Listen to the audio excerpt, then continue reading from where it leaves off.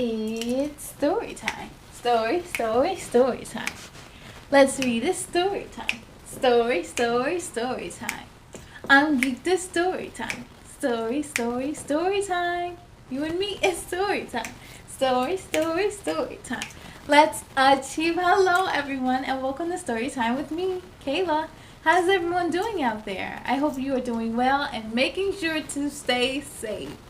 This past Tuesday, September 15th, was the kickoff day for Hispanic Heritage Month. Hispanic Heritage Month is an annual celebration of the history and culture of the Latinx and Hispanic communities. We can all celebrate this month by attending different events in your local community, supporting local Hispanic and Latinx businesses, and learning more about the beautiful culture through books from your local library. In celebration of Hispanic Heritage Month, we are going to read different stories every Tuesdays and Thursdays that tie in with Hispanic Heritage Month. So, without further ado, the book we will be reading tonight is called Danza, a story about Amalia Hernández and El Ballet Folklórico de México. And it was written by Duncan Tonatiuh. You ready to see what this book is all about? Ready, set, let's begin.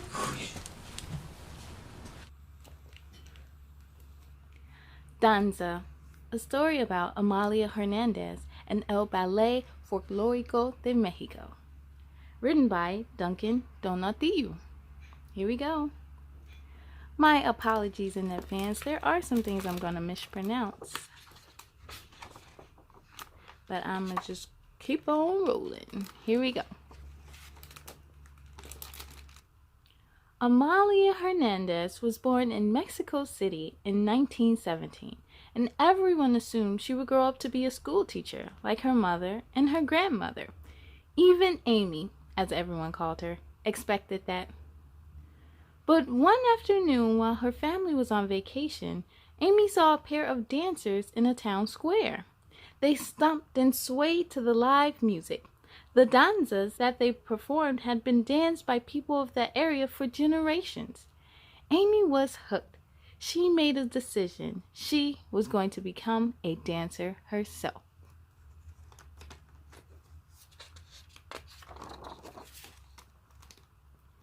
Amy twirled in the living room and whirled in the kitchen. "Amalia!" scolded her father, a stern military man. But her mother encouraged Amy's interest in the arts, and one day her father gave in. He had a studio built in their home and hired the best dance teachers he could find. After school, Amy studied ballet with Madame Dambre, who had danced with the Paris Opera, and with Professor Zybin, who had danced with the Pavlovas' world-renowned Russian ballet. Ooh. Amy worked on her technique and made sure she always pointed her feet. She perfected the different structure positions and became an accomplished ballerina. There's her first, arabesque, fifth position, pirouette, and her grand battement. In 1939, two dancers from the United States visited Mexico City, where Amy lived. They performed a new style of dance called modern. Amalia was deeply impressed. The movements were expressive, and they could be jarring when compared with the delicate movements of ballet. Ballet is more technique and sharp movement, on point, and modern is more free and loose. Amy met Waldine, one of the modern dancers, and began to study with her. She also continued practicing ballet. Amy was very talented and disciplined. In time, she became a dance teacher and a choreographer herself. A choreographer is a person who creates dance steps and arranges them together to create new dance pieces.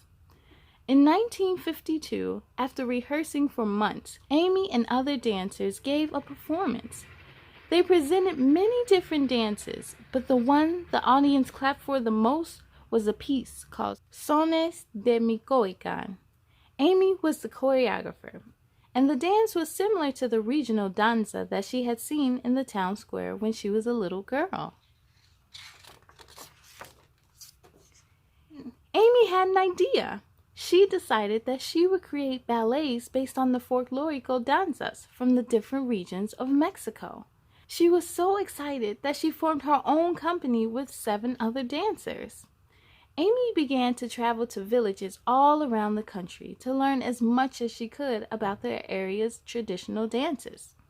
She read about the history of each place and talked with elders. When possible, she participated in the dances herself. She paid special attention to the steps, the music, and the outfits the people wore. After returning home, Amy would go to the dance studio.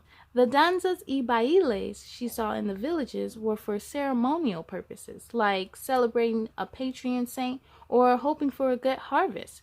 Other times, the dances happen so people can have fun and meet new friends. However, the dance pieces Amy was creating were meant to be performances for audience to watch in a theater. Amy used her skill as a choreographer and her knowledge of both ballet and modern dance to make the pieces innovative and beautiful.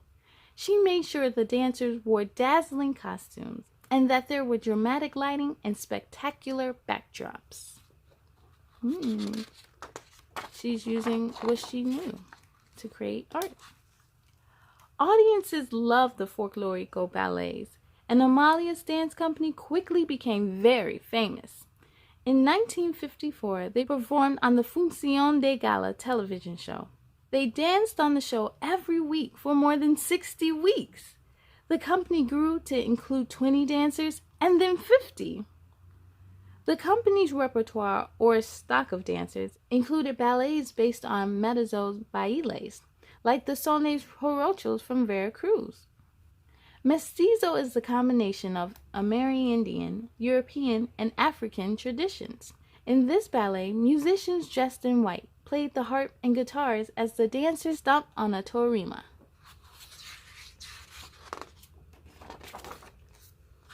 The company's repertoire also included ballets based on indigenous danzas, like La Danza de Venado from the Yaqui in the Sonoran Desert, and Los Quizales from the Nahuas and Totonaco people in the Valley of Mexico.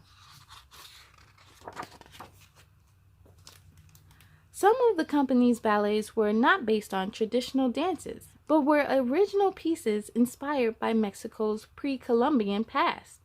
Amy wanted to celebrate the history of her country. She looked at the sculptures and art that ancient civilizations like the Aztecs and the Mayan had created. She conceived dance steps for ballets like La Gran Tenochtitlan based on the art.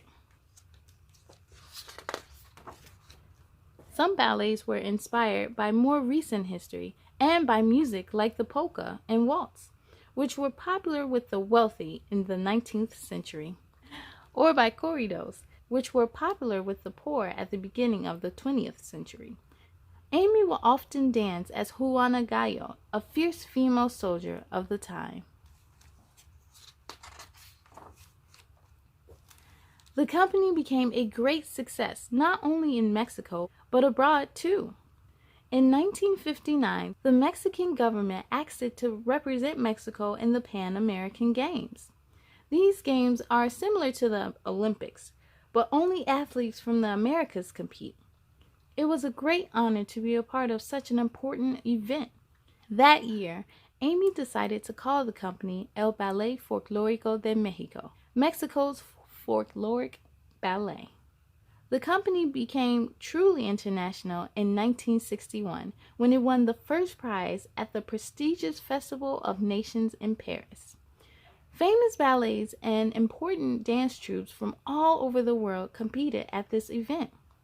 After the folkloric ballet won, it was invited to tour in Europe. Later on, it visited Japan and Australia. The dancers even performed next to the Great Sphinx in Egypt. Whoa. To be touring the world was exciting for Amy, but it was not simple to arrange. The company needed transportation for 50 or so dancers, musicians, and sound and lighting technicians, and more than 3 tons of costumes. Amy decided to stop dancing so she could focus on choreographing and directing the company. She was now like a general, much like her military father, supervising all the different people involved in the folkloric ballet and making sure the shows came out perfectly. The company had so many engagements that Amy had to create two groups, one to travel around the world and one to offer performances in Mexico. Wow, that is big. In 1968, Amy opened a dance school. Her brother, who was an architect, designed the building, which housed studios and classrooms. At the school, students could learn folkloric dance and also ballet and modern dance. Often dancers who studied at the school became professionals in Amalia's company. As the years passed, Amy continued teaching and supervising the folkloric ballet's rehearsals. She had become a school teacher after all, like her mother and her grandmother. It was always in her. Amalia Hernández passed away on November 5, 2000, but her legacy lives on. El Ballet Folklórico de México performs every Wednesday and Saturday at the Palacio de Bellas Artes, the Palace of Fine Arts in Mexico City. They have been doing so without interruption for more than 50 years. The company also continues to tour internationally. Today, there are thousands of Mexican folkloric dance groups, both professional and amateur, in Mexico and in the United States. Perhaps you've seen one performance at your school or in your neighborhood for Cinco de Mayo. Maybe you've even dressed as a charro and danced El Jarabe Tapatio. I know I have. Amy inspired generations of dancers to perform these dances. She made the folkloric dances of Mexico known around the world, and she encouraged people of Mexican origin to feel pride in their roots and in their traditional dances. The end. That was beautiful, K-Crew. We learned about Amalia Hernández. And I love the fact that even though she learned so many dance styles, she never forgot where she came from. She was still able to celebrate who she was and who her culture is. Now, this was a perfect book for our kickoff of Hispanic Heritage Month books that we will be reading together. I want to give a special shout out to Elbira, who helped me find all of these books for Hispanic Heritage Month at my local library, Chicago Public Library. So I want to shout out to you. She was so nice and helped me, and she searched everything that would be perfect for me to read to you all. So I thank you so much. And she even came up with activities for us to do that we're going to do throughout the rest of this month. So I thank you so much. Well, everyone, I thank you all so much for joining me, but it's time to sing goodbye. Are you ready?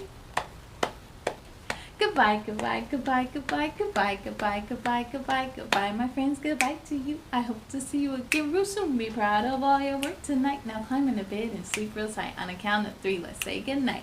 1, 2, 3, good night.